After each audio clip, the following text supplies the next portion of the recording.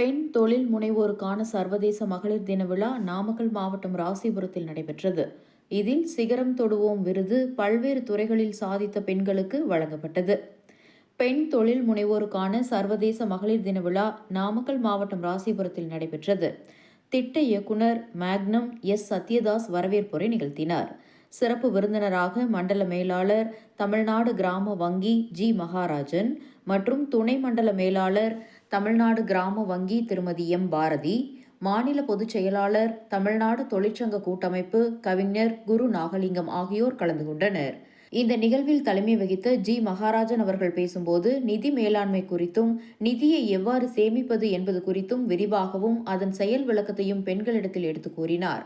இதேபோல தொடர்ந்து பெண் தொழில் முனைவோரின் சவால்களும் தீர்வுகளும் என்ற தலைப்பில் திருமதி பாரதி அவர்கள் துணை மண்டல மேலாளர் விரிவாக இன்றைய சூழலில் பெண்கள் எதிர்கொள்ளும் சவால்களும் பிரச்சினைகளும் குறித்து பேசினார். கவிஞர் குரு நாகலிங்கம் அவர்கள் அடுத்த 2026 மகளிர் தினத்திற்குள் இலக்கினை எவ்வாறு முடிவு செய்வது, அதை எவ்வாறு அடைவது என்பது குறித்து 5 தீர்மானங்களை மகளிரிடத்தில் முன்மொழித்தார்.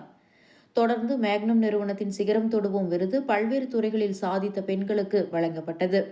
மேலும் மாணவர்களுக்கு கல்வி உதவி, நோட்டு புத்தகங்கள், எழுது பொருட்கள், ஸ்கூல் பேக் உள்ளிட்டவையும் வழங்கப்பட்டது. இந்த நிகழ்வில் இறுதியாக என். லீலாவதி திட்ட ஒருங்கிணைப்பாளர் அவர்கள் நன்றி உரை வழங்கினார்கள். இதில் 150க்கும் மேற்பட்ட பெண் தொழில் முனைவோர்கள் கலந்து கொண்டனர்.